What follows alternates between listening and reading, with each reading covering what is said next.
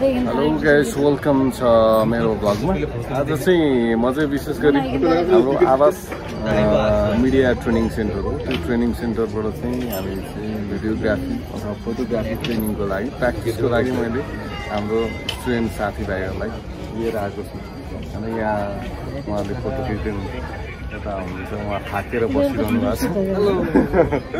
जस्तै अब उता हुनुहुन्छ म जस्तै देख्नुहुन्छ। यहाँ एकजना हुनुहुन्छ, एकजना हुनुहुन्छ, त्यसै गरी अर्को साथी हुनुहुन्छ,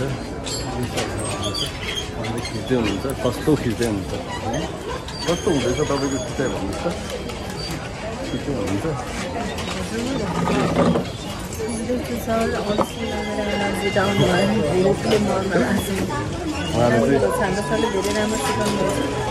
धेरै राम्रो क्वालिटी अपग्रेड हुँदैछ।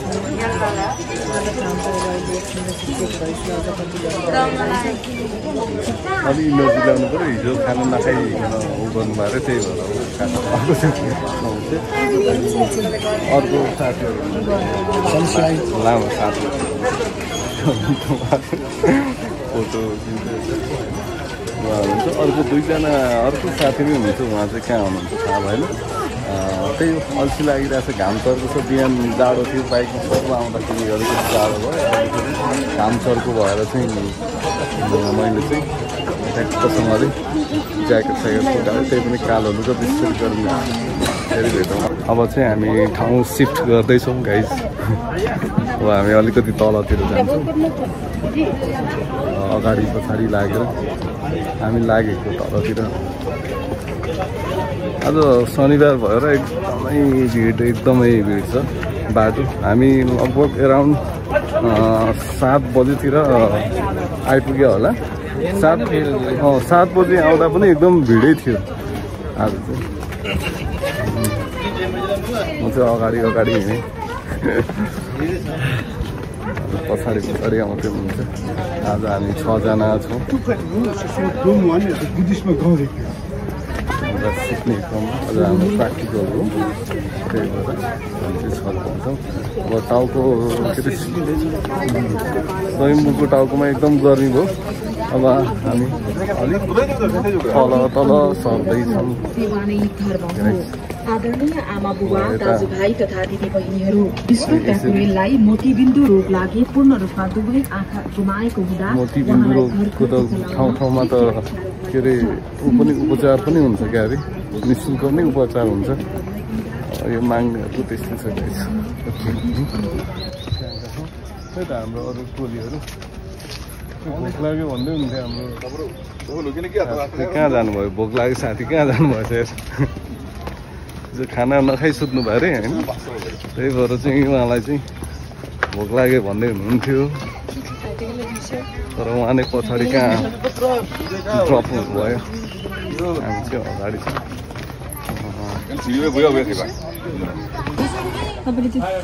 म्यानुअलमा त्यो केल्भिन घटाएको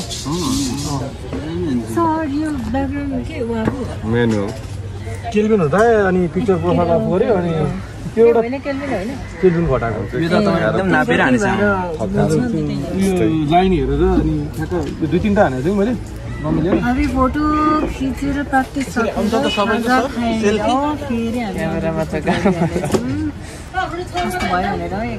गाह्रै हो एकदम।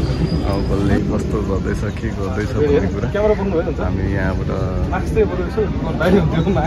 सेयरिङ हुँदैछ। यता एउटा अन्तिममा ग्रुप फोटो खिच्ने हो कि भनेर चाहिँ हामी चाहिँ एउटा गर्दैछौँ, ग्रुप फोटोको लागि सेटअप गर्दैछौँ।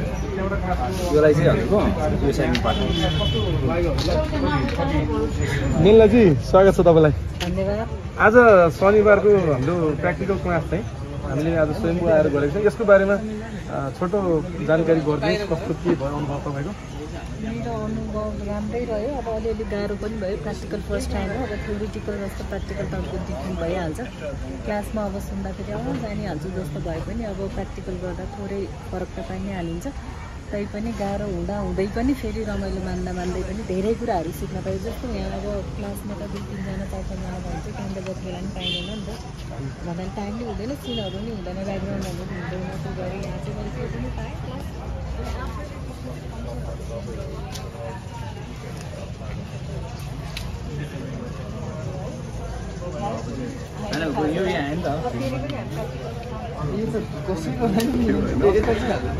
भोकले झन्नै प्याक प्याक भएर झन्नै मर्नु भएको थियो, खाजा खाइसक्यो। एनर्जी दियो अहिले त्यति आनन्द आएछ नि, मेडिटेसन गरेर बस्नु जस्तो लाइफ भन्नु कि हो जस्तो फिल हो कि हावा सहर गरेर यस्तो आनन्दको जिन्दगी आज दिवसभरि स्वयम्भू बसेर प्लान गरेर लाइफको अनि जानु पर्ला जस्तो भइरहेको छ। यहीँ बस्दा आनन्द, शीतल हो, हावा होइन त सर, आनन्द बस्छ एकदम हावा आउने रहेछ।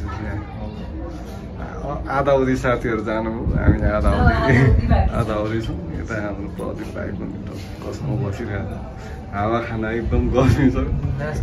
थाक्यो पनि आज त आज शनिबार चाहिँ अरू बेला सबै जागिर हुने, अनि आज चाहिँ शनिबार टक्कसँगले राखेको प्र्याक्टिकल तल छ। साह्रै गर्मी भएको, अनि यहाँ कुल्फी आएछ भने टक्क कुल्फी पनि हामी टेस्ट गर्दैछौँ। मिठो एकदम चिसो गर्मी पनि भयो। बिहान एकदम जाडो चिसो थियो र तातो लुगा लगाएर आएको यहाँतिरखेरि। हाम्रो मेलिनाजीलाई पनि बिहान ज्याकेटै लगाएर आउनु भएको थियो मुइको जाडो। अहिले गर्मीले ज्याकेट उतारेर कुल्फी खाँदैछु मैले। कुल्फी यो कति वर्ष पुरानो, कतिले देखेको हुन्न नि कुल्फी, तपाईँले पनि देखेर भन्नुभयो। यो कुल्फी म सानो हुँदा हामीले किनेर खान्थ्यौँ 10 रुपियाँ 20 रुपियाँमा। यो पुरानो कुल्फी आज मेरो अनुहार यस्तो नराम्रो बस्छ, राम्रो त होइन। म क्यामेरा देख्ने बित्तिकै सुन्दरताको कुरा कस्तो बस्नु, फेस कस्तो टायर्ड भएर चाहिँ अब भयो योभन्दा बढी भन्ने यो धेरै पुरानो मिठो छ। आजलाई चाहिँ मेरो भ्लग यहीँ त एन्ड गर्छु। फेरि पनि अरू चिजमा यसो ट्राई गर्छु। म भ्लग त्यस्तो भ्लग बनाउने मान्छे होइन र बनाउन नै आउँदैन। अडियो भिडियोको काम गरे पनि यो भ्लगमा त्यति इन्ट्रेस्ट नभएको टाइपको भएँ, जसो तसो बनाउने प्रयास गरेँ। आजलाई स्वाट बाई बाई गाइस।